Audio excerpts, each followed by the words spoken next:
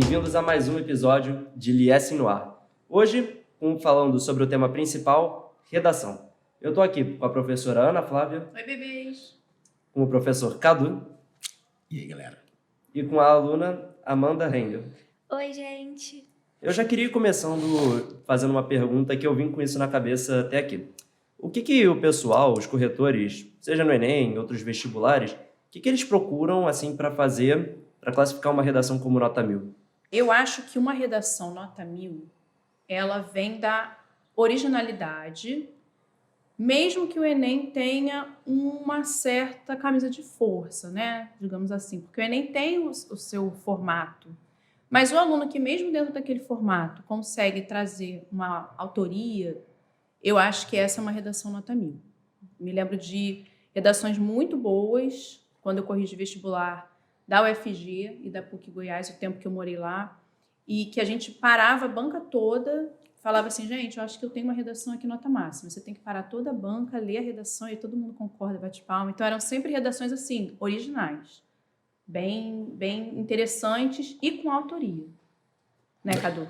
A pergunta é complexa porque cada banca costuma ter um perfil. Então, se a gente está falando do Enem, a gente tem uma proposta de intervenção no final da obra, você precisa fazer X, Y coisas ao longo do seu texto. Se a gente está falando da banca da UERJ, ela preza, por exemplo, por um grau de criatividade que é mais amplo. Então, você pode fazer uso da primeira pessoa, você pode utilizar, sei lá, figuras de linguagem ao longo do texto, você tem que fazer menção a uma obra que foi indicada pela banca.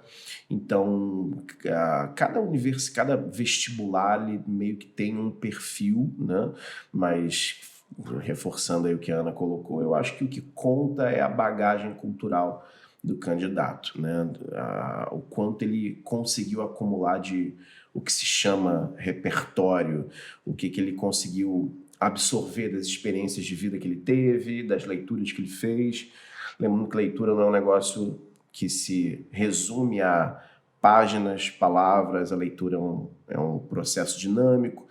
Você faz uma leitura quando você assiste a uma série, a um filme, quando você ouve uma música, uma conversa. Tudo isso são leituras e todos esses instrumentos, né? Toda essa bagagem que você vai acumulando, como eu disse, elas se refletem ali numa obra de originalidade, que obviamente se enquadra em todos os aspectos pré-requisitos da redação.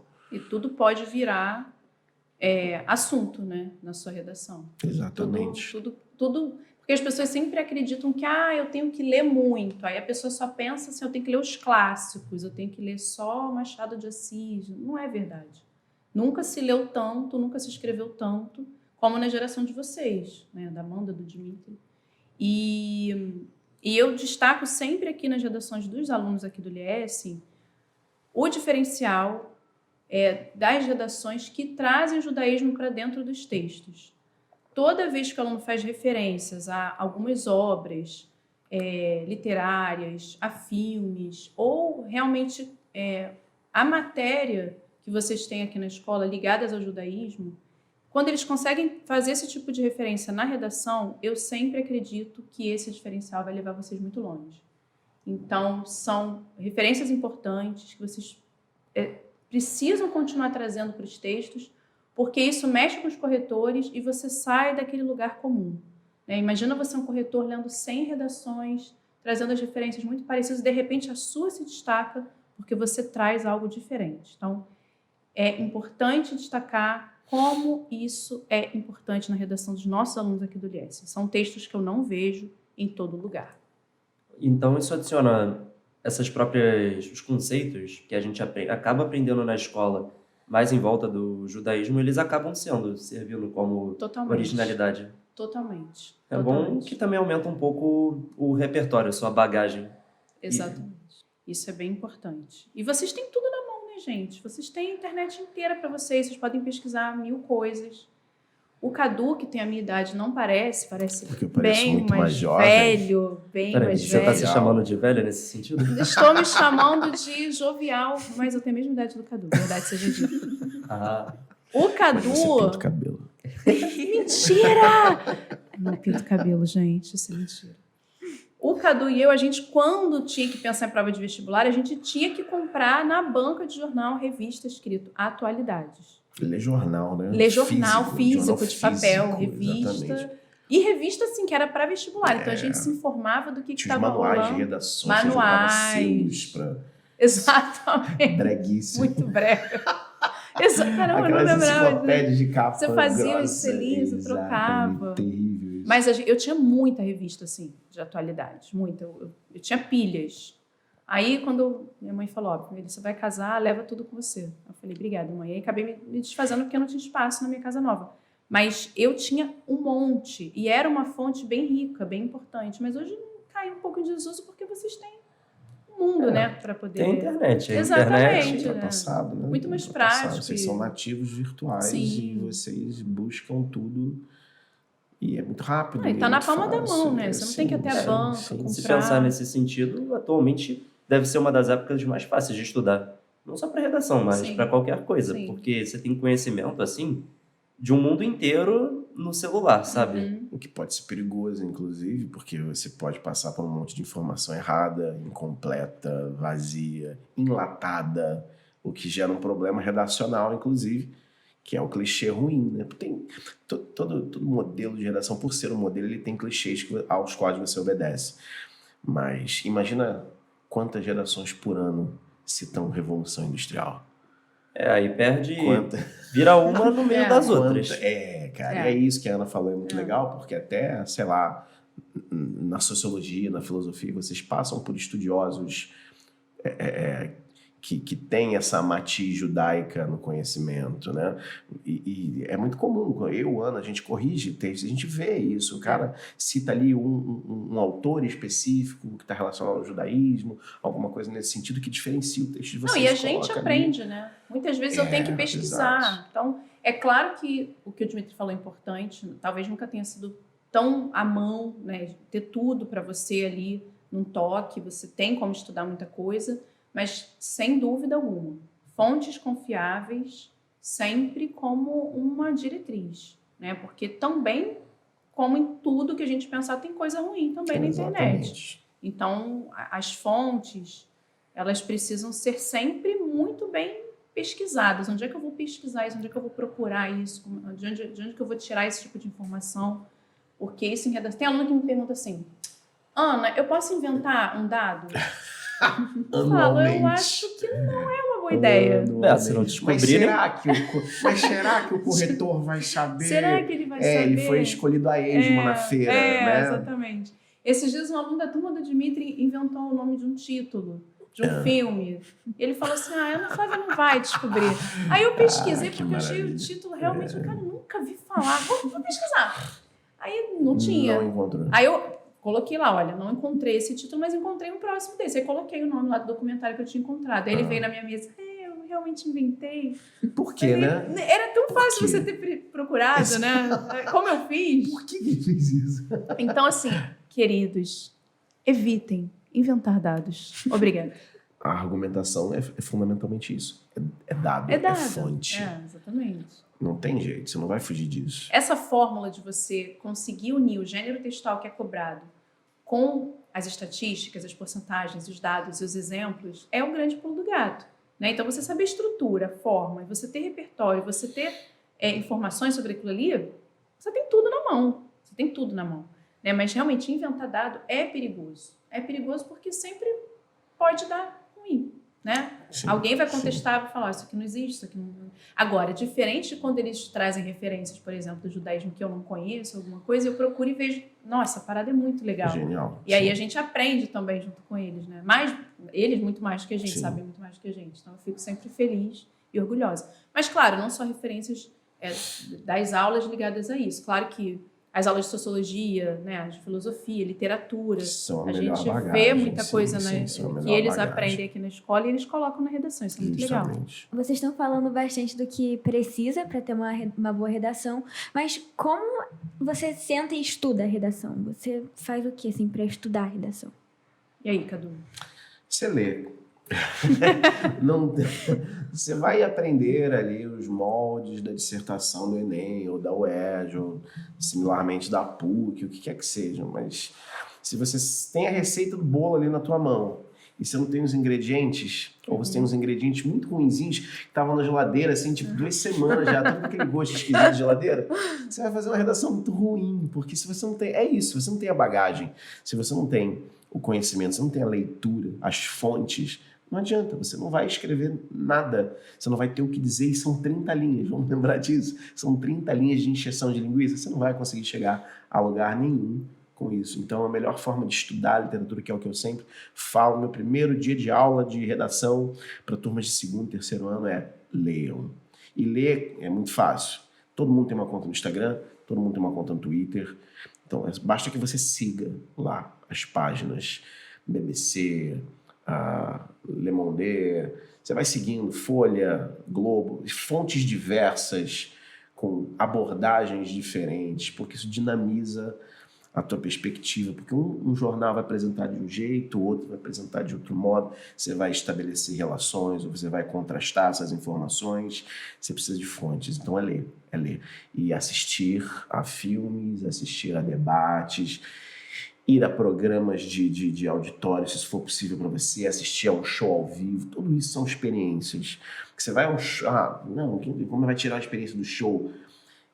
Uma das ferramentas de argumentação é citar a contemporaneidade, né? Então agora a gente teve o Lollapalooza, tem um mês atrás, teve toda aquela questão das manifestações. Por que isso não serve de bagagem para você? Você estava lá, você viu, você aproveitou e você não usou como referência numa redação possível. Então a leitura é isso, é abrangente mesmo. E saber as características daquele determinado gênero, né? Também que estão te pedindo, né? Então, assim, a redação do Enem sempre vai ser um texto dissertativo argumentativo, mas há outros vestibulares, às vezes alunos me procuram, Ana, me ajuda, eu vou fazer um vestibular para a universidade tal e está pedindo crônica argumentativa. E eu não vejo isso desde o meu Fundamental 2. Então, é importante que você também tenha em mente qual é o gênero que vai ser cobrado, para que você não fuja dele e que você tenha repertório para ele. Então, acho que o grande pulo do gato de fazer uma boa redação é isso. É você saber quais são as características daquele gênero. Uma carta argumentativa? Então não pode esquecer da data, o local, o vocativo, o corpo da carta, como é que tem que ser, despedida e, se aquele vestibular permitir, assinatura. Porque geralmente você não pode assinar. Você coloca uma abreviação ou algum pseudônimo, enfim. Não é interessante que você assine porque você pode ser desclassificado, já que você está identificando a sua prova, né? Mas, enfim, a carta tem uma estrutura, a dissertação tem outra, a crônica argumentativa tem outra. Então, é importante que o aluno saiba os gêneros e que tenha repertório para aquele gênero. É isso que garante uma nota 1000 ou muito perto do 1000. E que preste atenção à aula de redação também. E que preste atenção no que a gente fala. Eu acho que essa é a parte mais difícil. A gente não está aqui à toa. Ficar concentrado no que a gente fala. A parte que você falou de ver filme para aumentar até que é fácil, né? Mas agora... E é isso, cara. Você gosta de assistir filme, você é bom vendo filme, você interpreta os filmes bem. Beleza, usa isso aí, cara. Isso é bom. Se você é bom nisso, não desperdice isso. Baseia a tua argumentação em narrativas, em ficções, mas baseia em alguma coisa, faz algum tipo de leitura. Cara, eu estava falando agora do Lollapalooza, hoje eu corrijo uma redação falando se o funk era ou não parte da identidade cultural, né? E aí vários alunos... Sempre. Eu não sei porque isso não é um debate. Vários alunos citaram o Coachella. Sim. Né? Então, muita gente falando dos artistas brasileiros que enalteceram o nome do nosso país no festival. Mas muitos, 80%, sabiam dessa informação e sabiam da importância do festival e sabiam dos artistas que tinham ido. Então, de fato, é repertório. Óbvio que é. Repertório. E eles podem ter visto no Instagram ou, sei lá, leram em algum jornal online, mas eles sabiam, eles estavam por dentro. Uma pergunta, assim, que me veio à cabeça. A redação, ela sempre é marcada como um dos principais do Enem. A galera sempre coloca pressão, especialmente nela, sabe? Todo mundo sabe que tem que estudar, mas ninguém chega falando, cuidado que a parte de matemática é difícil, algo assim. Sempre chegam falando, estuda para redação. Por que eles consideram tanto a nota em específico de redação como algo tão, assim, importante acima das outras matérias? Eu acredito que é o único momento que o candidato tem de se mostrar, de fato, né? Porque sem ficar preso à pergunta. As questões objetivas, né, como o nome já diz, não tem muito para onde correr, né? Ele vai acertar a alternativa ou não. Mas a redação é o que dá voz a esse candidato. Você acha, Cabelo? A dissertação, chama de dissertação argumentativa, não é à toa, né? Você precisa argumentar e vocês sabem argumentar. Pode ser uma coisa difícil. Quando a banca escolhe um tema, ela passa ali bastante tempo escolhendo qual vai ser o recorte temático para trazer até você uma proposta, ela seleciona textos, ela direciona qual o caminho que você deve abordar implicitamente ali através da coletânea e tal. Não é à toa, é para saber se você está preparado para estudar ali. Eles querem selecionar. O exame vestibular é um exame seletivo, não é mesmo para todo mundo. É para um público que vai conseguir atravessar os obstáculos e chegar até o final. Então, se você simplesmente marca um monte de coisas, pode ser que você tenha, dentro de um universo de probabilidades, a possibilidade de entrar para a universidade, entende? Mas quando você tem que passar por um processo discursivo, meu amigo, aí a coisa muda de figura. Aí você tem que ser bom.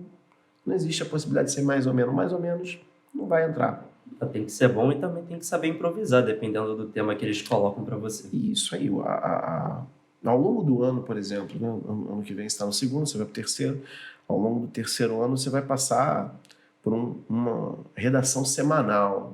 Vai ser apresentada a você uma proposta temática semanal. Você, tecnicamente falando, você vai ter que estudar sobre aquela proposta. Você vai ler sobre um monte de coisas distintas.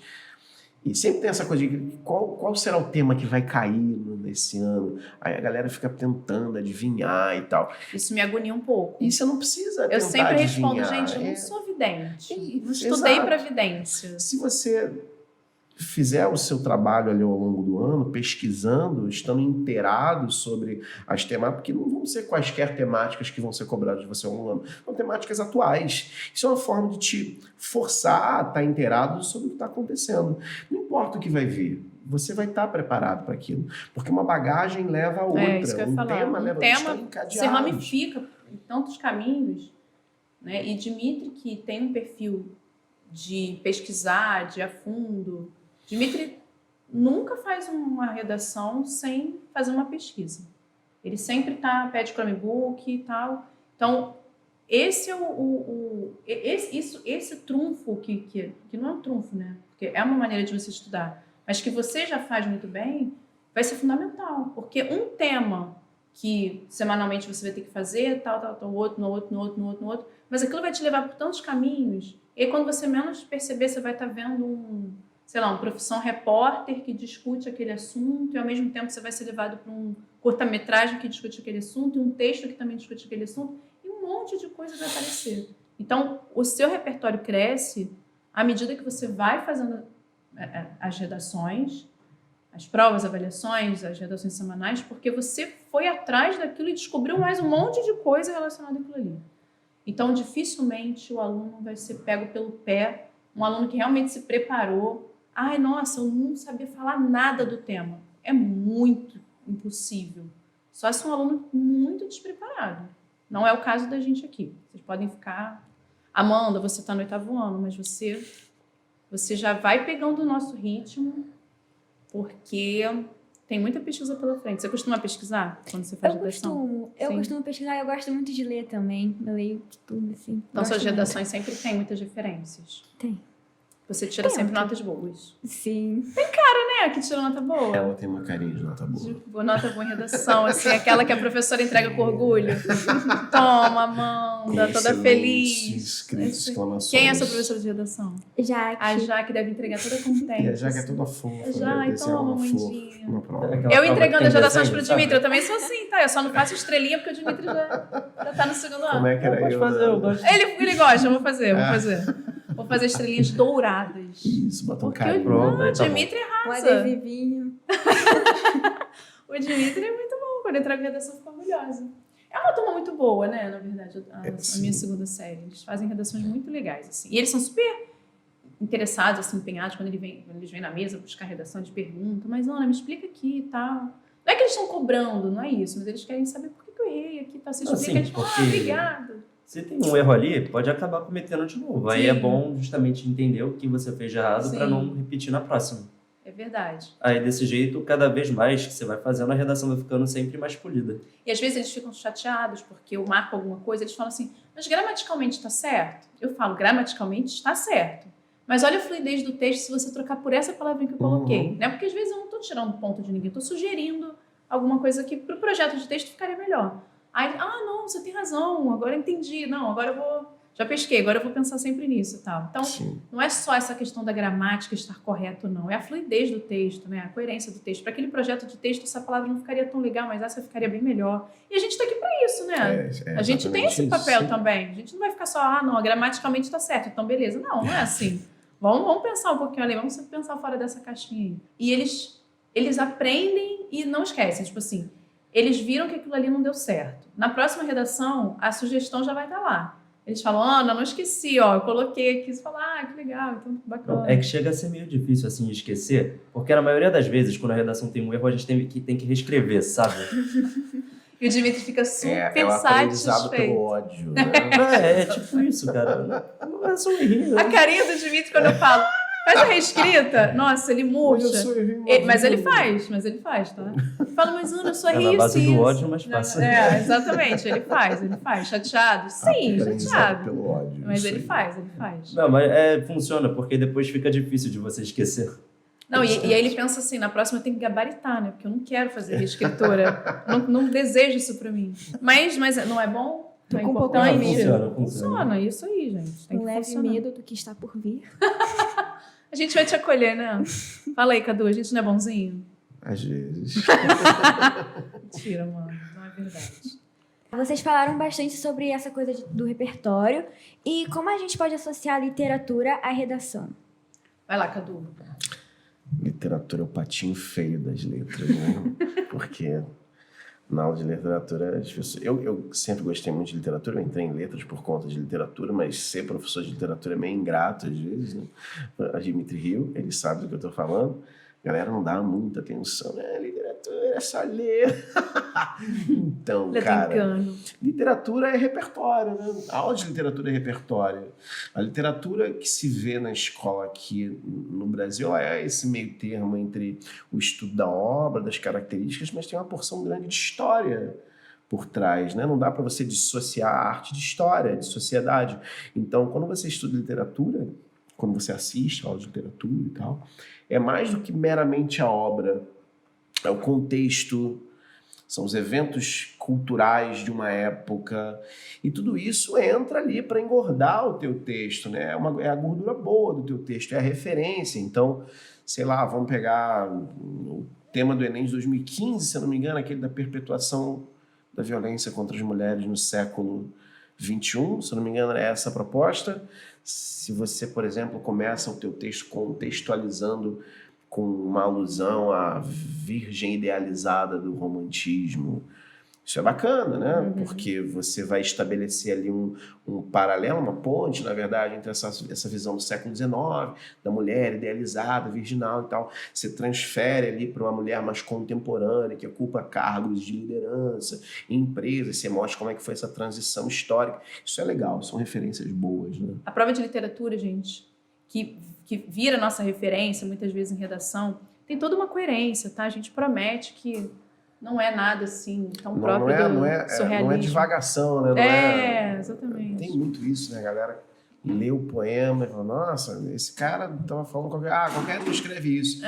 Não, meu amigo. Tá viajando, não entendi nada. Tá viajando, não tá não, cara. Você que não entendeu. Você que não entrou na viagem dele, calma. Você vai chegar lá. É um texto meio fumado que ele mandou. A ideia é que alguns alunos têm mesmo. Não, eu até uso isso às vezes como resposta, porque se eu não entendi direito o que o texto está dizendo, justamente por ele poder ser bem interpretativo, aí eu mando a minha resposta mais filosófica possível para ver se dá certo. Vamos ver se cola. Risca. Isso já deu certo, hein? Literatura? Aham. Porque às vezes a sua viagem combinou com a viagem. Bateu, casou. Que queria ali, né? Que a pessoa queria ver ali. Falou, não, casou de colar. Vou viajar aqui pra ver. E casou, exatamente. Já vou anotando aqui a dica do Dimitri, né? Confia, dá certo metade das vezes. Dimitri quer fazer o quê no vestibular? Eu acho que eu quero engenharia civil. Nossa, mas é tão de humanas, né, gente? Cara, você... Esses são os melhores, né? Você tem cara que sabem de tudo um pouco. Sociólogo. Não, mas esses são esses são os mais surpreendentes, assim, que ele saca de humanas, sim. saca de exatas e Exato. de biológicas. Ele vai fazer engenharia. A mãe já quer fazer o quê? Eu não faço ideia. Nada, tipo, Eu já pensei muito em jornalismo, combina. mas eu não sei, né? Ainda tem tempo. Tem tempo, assim, vai tem ver. tempo. Jogou na nossa cara agora, você viu? Ainda tem tempo. Não, tá certo. É o caso de vocês. Mas a Revista- Amandinha, tirando tanta nota boa em redação, o jornalismo pode ser um caminho natural, É né? verdade. Agora, já perto do encerramento, a gente recebeu umas perguntas do pessoal. Eu vou sortear uma aqui, vamos ver o que aparece Vamos lá. para vocês responderem. E vocês que se virem. Exatamente. Peraí que veio duas. Ah, não, é só uma mesmo. Tá. Vocês podem contar qual foi a pior redação que vocês já leram e a melhor? Eu preciso muito falar da pior. Ah, lá vamos nós. Porque as piores são sempre as Não, mais divertidas. essa foi muito marcante. Porque eu estava corrigindo vestibular e um candidato decidiu desabafar naquele dia. Então ele falava coisas do tipo, por que eu tô aqui? Eu podia estar tomando sol na fazenda do meu pai. Já começou a refletir. Refletiu. Ele queria um ouvido, tadinho. O ouvido era eu, né? E tal. Então, assim, você é um coitado que tá aí tendo que ler esse texto que não tem pé nem cabeça. Eu sou um coitado porque eu tô aqui fazendo essa redação que eu não quero fazer e Que tal. frustrado. Nossa, e ele desabafava, no final ele terminava com um mega palavrão, assim. Uia. Vai, tá. Óbvio que ele zerou, né? Porque ele nem tangenciou o tema, claro. Mas aí você tem que parar a banca toda, ler a redação para todo mundo, porque todos os corretores precisam concordar que é uma redação nota 0 e tal. Aí eu parei a Também tem banca isso? toda. Eu achei que era só com nota 1000. A nota máxima e a nota 0, a banca toda precisava concordar lá em Goiânia. E aí eu parei a banca toda e todo mundo falou, não tem nem que pensar, né? Claro que é 0. Mas assim, eu fiquei muito impressionada porque no final ele terminava assim com um grito de desespero. Que absurdo. Essa foi, acho que a pior redação que eu já li. Quer dizer, a pior, não sei se é a pior, assim, mas foi a mais impactante, né? Deixa bem marcada. Exatamente, ela foi bem marcante. E redações boas eu já li tantas, não vou lembrar. Redação boa é fácil, né? Porque você recebe, ela tá gostosinha de ler, já tá tudo prontinho, você não mexe muito e tal. As ruins marcam. E eu lembro que eu dava aula isso tem uns 10 anos, mais ou menos. E era uma turma de 2º ano do ensino médio. E tinha uma menina que tinha uns posicionamentos muito preconceituosos, sempre. Toda a redação ela colocava algum posicionamento muito drástico, um negócio muito explícito. E aí eu lembro que eu tive que interromper o meu cronograma para dar uma aula em específico sobre respeito aos direitos humanos. E sem citá-la, né? Sem citar, e a aula foi para ela, né? E a turma meio que sabia que era para ela, então foi constrangedor. E aí eu acho que todas as gerações que ela escreveu, todas foram muito ruins, porque todas tinham essa pegada. Tinha alguma atrocidade envolvida. Que loucura, né? Cara, é muito ruim, foi bem ruim. Sabe redações que eu gosto muito de ler? Mas aí não são... Geralmente não é com a galera que faz a dissertação argumentativa, são os alunos do 9º, que ainda escrevem narrativas, assim, que eu choro. Algumas redações ao longo da minha carreira, e minha carreira é muito, muito jovial, né, gente? Junto com a minha idade. né? Não, eu tenho 40 anos, eu comecei a dar aula com 20, então vamos falar, 20 anos de estrada, eu já chorei algumas vezes lendo redação. Essas redações são as que mais me emocionam e me marcam, assim, eu não vou lembrar os nomes das pessoas e tudo, mas são sempre redações, assim, conto social que eles fazem, sempre, não são todas que ficam tão, assim, emocionantes a ponto de eu chorar, mas várias vezes meu filho já me interpelou, mamãe, por que você está chorando? Eu falo, não, estou lendo uma redação. Ele fala, mas está triste? Eu falo, não, é porque está muito bem feita. Né? E falar de conto social, especialmente aqui com a nossa realidade no Brasil, é algo que realmente mexe comigo. E aí são sempre notas muito boas, assim, nota máxima, o aluno fica todo feliz. E aí quando eu conto que eu chorei, e às vezes eu peço para o aluno reler para todo mundo e eu choro de novo, e o aluno fica super assim, nossa, eu te fiz chorar, então meu texto está realmente bom. Quer dizer, se eu fiz a minha professora de redação chorar, é porque meu texto está muito bom. E então eu gosto muito dessas redações. Mas, claro, gosto das dissertações argumentativas que os alunos fazem. Essa turma do Dmitry que é muito boa. A terceira série desse ano, que ano passado foi minha, também fazia textos muito legais. Então, Eu gosto também. Mas esses contos que os alunos fazem que eu choro, ai, sempre me marcam, gente. Vai lá, Mandinha, pega uma pergunta aí pra gente. Então, perguntaram aqui como não fugir do tema na redação do Enem. Como não fugir do tema? Acho que com isso quer dizer mais, tipo, não colocar muito parágrafo. Tem Só pra aluno enrolar. que não lê a coletânea, tem aluno que isso não é lê. importante, Vai isso direto é para a proposta porque importante, tá com pressa, porque não determinou bem o tempo. Eu acho que é isso. Aí ele é foge o mesmo. Fundamental. Uhum. Leia a bendita coletânea. Sim. Ainda mais no Enem. Né? Exatamente. Leia prestando muita atenção. Ela sempre vai deixar umas dicas assim para Sim. você. Quais são as abordagens que você deve fazer. Então, lê com muita atenção. Muita Já atenção. teve aluno que me relatou, treineiro, né, geralmente. Professor, eu não consegui organizar bem meu tempo, eu não li a coletânea, eu fugi totalmente do tema. Eu falo, nossa, mas você só leu a proposta? Porque só ler a proposta não te garante muita coisa. Não né? há o que ser feito. E aí, não fui bem. A professora fala, mas que bom que você está só treinando. Ano que vem você tem que organizar bem o seu tempo, ler a coletânea com calma e tal. Então, também é uma dica legal, né? Assim, fazer o vestibular antes de você fazer para valer, né? Fazer como treineiro, eu acho bacana. Vai Ok, lá, então Dimitri. vamos para mais uma pergunta. Tá, vamos lá. Perguntaram por que redação e língua portuguesa são matérias separadas? Nossa, que pergunta boa. Eu gostei dessa. Mas na verdade não são, né? Não são. E você vai lembrar das aulas. Não, você vai lembrar nada. Você está tendo essas. Você está tendo essas aulas porque você está no Talvez eu segundo já tenha ano de esquecido, ensino a gente médio. não sabe. Essa semana mesmo, né? Eu entrei em análise do período composto. E quando vocês veem a análise do período composto pela primeira vez, apesar de ter sido comigo e ter sido muito bom, quando vocês veem a análise do período composto, por exemplo, pela primeira vez, é um negócio maçante, né? É burocrático, chato, fica decorando nome de oração e patati, patatá. E isso é no nono ano, porque é essa perspectiva mesmo que você precisa ter ali de como o negócio funciona. Tadinha da mão. Mas Tadinha da nesse mão. segundo ano, e eu já falei isso com vocês, a perspectiva é textual, né?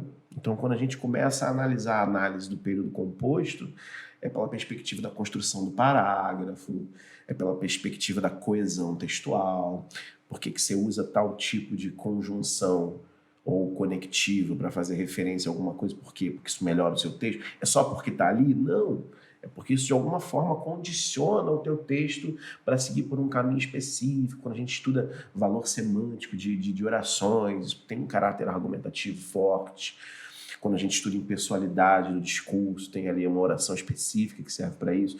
Então, muitas vezes eu acho que o ensino fundamental acaba distorcendo essa perspectiva de que língua portuguesa e redação são coisas distintas, mesmo porque no ensino fundamental você está vendo muito essa coisa burocrática ainda, você está vendo isso muito burocraticamente, né? da regra de não sei o quê, da diferença entre isso e aquilo. E redação tá vendo, sei lá, algum tipo de narrativa. Então as coisas parecem não conectar mesmo. No ensino médio, isso é mais limítrofe. Você já caminha passo a passo ali a língua portuguesa, trabalhando em prol do texto argumentativo, principalmente a partir do segundo ano do ensino médio. Sim. São quase como, tipo, O matemática encarne. 1 e 2, sabe? Arroz e feijão. É a mesma Em algum momento- matéria, é quase a mesma matéria. Se Exato. complementa. Exato. Ou a perspectiva deveria ser essa. Bom, Ok. vou tirar aqui a última pergunta, né, de encerramento. Vamos ver. Qual escritor mais inspira vocês? Só vale um, hein? Ixi. Machado de Assis. Vocês... Eu gosto muito do Rubem Fonseca. Eu acho ele é um fotógrafo, né? Um fotógrafo da realidade, assim, crua mesmo. Os textos dele eram viscerais. Me agrada muito. Ai, que difícil isso. É, Eu vou escolher ficar um é com. difícil, Eu vou né? ficar com. Por conta de um curso que eu estou fazendo agora de literatura infanto-juvenil, eu vou ficar com os irmãos Grimm. Posso? Eu acho que eu já Interessante. ouvi falar assim. Posso. Não, porque como... Tudo bem, né? Muitos dos textos não são autorais, né? Vinham da tradição Cultura, oral e exato. eles fizeram um registro. Mas como eu estou muito ligada agora a conto de fada e fábula, por conta do curso que eu estou fazendo, eu vou ficar com esse viés. Vou ficar com a literatura infanto-juvenil e vou ficar com os irmãos dele. Mas, naturalmente, Machado, não sei se você falou sério, porque eu também amo. Eu lembro que na segunda série, quando eu fui ler Dom Casmurro, eu não conseguia parar. E teve um dia que minha mãe brigou comigo porque eu não estava, não conseguia ter parado para almoçar. Aham. Então, cheguei da escola, fui ler o livro e a hora foi passando e tal. Eu queria muito saber, porque é treta e treta, né? Machado, Suspense, Dom Casmurro, problemas. suas tretas. Eu queria saber, minha mãe, você não vê almoçar? Já são, sei lá, 4 da tarde. Daqui a pouco você vai desmaiar aí. Falei que já são 4 da tarde. Então, incrivelmente, eu fui sugada. Então, assim, Absurdo. adoro, adoro, adoro. Eu acho que eu li um conto do Machado pra vocês no 8º ano, Pai contra Mãe. Cara, acho que eu não vou lembrar, não. Que fã de Machado é você, então? Cara, Ele gosta das obras mais complexas. entendi. eu comecei a ver as obras, tipo, Diva, principalmente esse ano. Aham. Justamente porque as obras de Machado de Assis acabam também dando um repertório maior. Principalmente a gente aprende isso em literatura, que tem muita temporalidade. Então você pode pegar essa obra, que é antiga, de bastante tempo atrás, e usar para falar de problemas ou questões que acontecem ainda hoje em dia. Sim. Então é perfeito, porque você mata 2 coelhos com uma cajadada só. Justo. A literatura tem muito disso, né? De ser tão atemporal. A gente vai falar de 1000 autores aqui que a gente poderia trazer para os nossos tempos atuais. Justamente. Amandinha tem algum? Ah, bom, não é nada profundo assim. É uma autora que eu gosto, livro nacional, Paula Pimenta. Já ouvi E falar. eu gosto porque o livro dela prende. Uhum. Prende. E é difícil hoje em dia, assim, você ficar preso, lendo. Absorvido, Assim. né? E os livros dela, nossa, eu passo o dia inteiro lendo em um Tenho dia várias só. alunas que falam para mim, professora, você precisa ler Paula Pimenta. Eu vou até parar para ler essa autora, porque tá ficando muito pop, assim. Tá todo Ela mundo escreve comentando muito dela. bem. Você entra dentro do livro, assim. Eu vou ter que ler essa autora. Então, gente, foi isso. Espero que vocês tenham gostado desse episódio do Lê Assim no Ar. Obrigada, Ana Flávia. Foi muito legal, gente. Tchau, tchau. Dimitri também. Muito bacana. E Cadu. Obrigado pelo convite, gente. Foi legal. Foi bem legal. E fiquem ligados nos próximos episódios. Tchau!